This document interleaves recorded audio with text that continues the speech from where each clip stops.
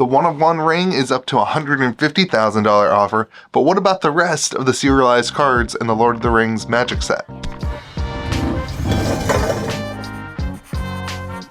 Well, what is going on, everyone? Welcome back to Kitchen Table TCG. My name is Louie. I hope you're having yourself a fantastic day, and I hope you had a great weekend. We are getting closer day by day. I keep checking my phone day by day. We're getting closer to the Lord of the Rings videos and spoiler season being over and actually holding physical cards. I'm thinking by this weekend I will be able to have a box opening. We may even live stream a little bit this weekend. But I want to have a conversation about the serialized Sol Ring values. I want to take a stab and put my opinion out there for you on where I would value these things if I were opening up packs and I open a Sol Ring that's a 1 of 300 and somebody was like, hey, I want to buy that, where I would kind of come up with my values for gauging the interest and taking a stab at that. I want to share that with you, and then I would love to hear your comments in the comment section below. So here's what I've done.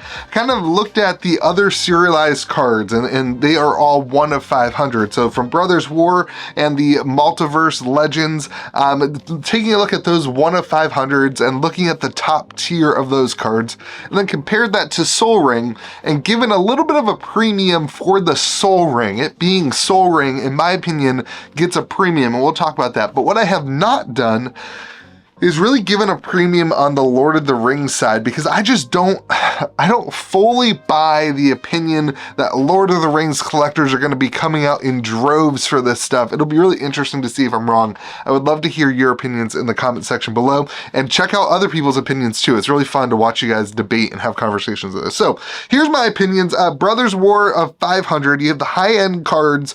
You have Mox Amber, which is a great example of what the potential for Sol Ring is, because it's a mana rock. It's a similar form of card, that kind of idea. And the high end for Brothers War on that, Mox Amber is about $1,400 right now, 1,400 American dollars.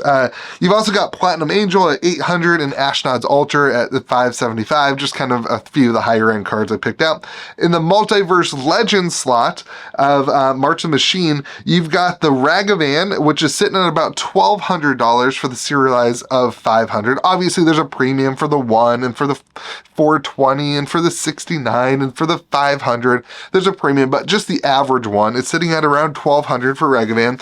Atraxa is at $1,000, and Elish Norn is a weird one. Last sold is more like $1,000, but the lowest listed is $2,500. So that one's super interesting. So let's then go to where we have Lord of the Rings. We have these 3, really 6 different chase rarities of the Sol Ring. You have the 1 of 1, the 1 ring, and that's off to the side, and there's been a $150,000 public offer on that.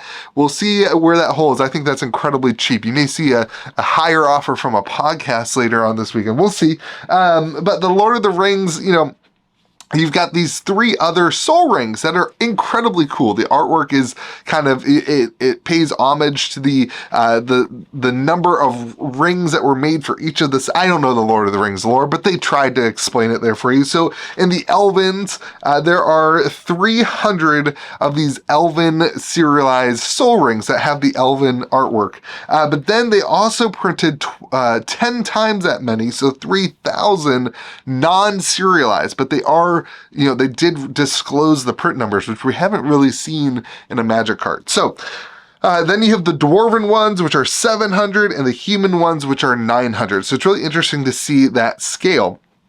So here's kind of where I take this opinion. If I were going to be opening this card and somebody was like, what do you want to sell it for? If I wanted to sell it, or if somebody opens it in my store, what would I offer them? Kind of how would I gauge the offer? This is the math that I would do. I believe that you can take the Mox Amber and you can start off with a doubling of the price. I think that is a good, I believe Sol Ring in its iconic nature, and it's just looking at the card by itself. Sol Ring, not thinking about the number and the difference between 300 and 500 and 700 and 500, but just looking at Sol Ring, I believe you can double the value compared to the Mox Amber, which would be the higher end from Brothers War. So just off the bat, for the Elven one, I think you double the value, and then because it's 3 300 of 500, it's 300 instead of 500. I think you gotta add another like 40% on top of that, which brings in my opinion, the Elven Soul Ring Serialized would be sitting at about $4,000. If you pull that, any number between, obviously not 1 and not 300, but any of the normal numbers, I think you're looking at about a $4,000 bill if you open that Elven of 300 serialized card. The Dwarven one, I think, same thing. I think because it's Soul Ring, you double it. That one though is of 700, so I think you got to subtract about 20% because there's more than the 500. It's not just supply, it's not just demand, it's also supply and that kind of stuff. So I think you got to take around 20% off, which would put the Dwarven one at 2,200, and then the human one, do the same math, and you're sitting at $1,500 for one of 900 human Soul Ring. So those are my prices: Elven 4,000, Dwarven 2,200, and human 1,500. Let me know what you think in the comment section below. Now, the non-serialized is pretty easy to take from that. You can just divide it by 10, which gives you the numbers 400, 22, or 220, and 150. But because it's not serialized, I know we know the numbers, but because it's not serialized, you don't have that kind of serialized hype and tag on it. I think you gotta take off, I don't know, in my mind, I think like 25%. You just take off 25% off the top for not having a serial. And so then the Elven one goes to 300, the Dwarven one goes to 165, and the human one goes to about 115. I think that all makes a lot of sense if you compare this to the Masterpiece Soul Ring, which is an expensive card. But it's not like, it's not incredible. It's more expensive than those non-serialized ones, but less expensive than the serialized ones. It kind of fits in that $700 to $800 range, I think, if I'm remembering correctly. And so at the end of the day, I think that that's how I would value these cards. I think like, it's hard to do that without public offers, and everyone's focusing on the big one, right? The one of one.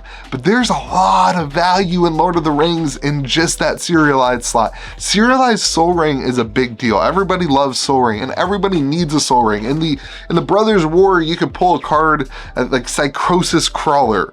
Like, who wants a Psychosis Crawler? Who's like, you know what I want is a Psychosis Crawler? In the Multiverse Legends slots, there was a couple of them that were like not super great pulls. But when you pull a serialized card and it's a Soul Ring, I think that there's a ton of value in that slot in the Lord of the Rings. I wouldn't open boxes and add that to the EV of the set because it's going to be hard to get that to pull those values. But I do think it does give you an incentive to want to open up some packs and to have some fun. We see that all the time in the store too. So where people are like, oh, I'll try one pack and I'll see if I get a shot at the one of one ring, but you also get a shot at those Soul Rings. So let me know in the comment section where you think those prices fall. Do you hate my takes? Do you like my takes? And then discuss amongst each other as well. Hopefully you have yourself a great day and you're excited for the set. I've got a little bit up still for pre-order. The prices on TCG Player have been all over the price. So if you're looking for a guaranteed product that will ship out right at release, go to gamegrove.gg. Thank you so much for the support. Appreciate you all. Get ready for some box openings. As soon as I have product, we're gonna open it up for the patrons. We did like 6 box openings for patrons of collector boxes. And I'll get those, and then I'll get those out, and I won't ship it until release day, but people will get to see their polls a little bit early. And then we may even do some live streaming too. So hopefully you have yourself a great day. Make sure you hit subscribe. We're getting close to that 10,000 subs where we're gonna be opening and maybe drafting a Mirrored and booster box. So have yourself a great day. Be kind to the people around you. We'll see you again next video.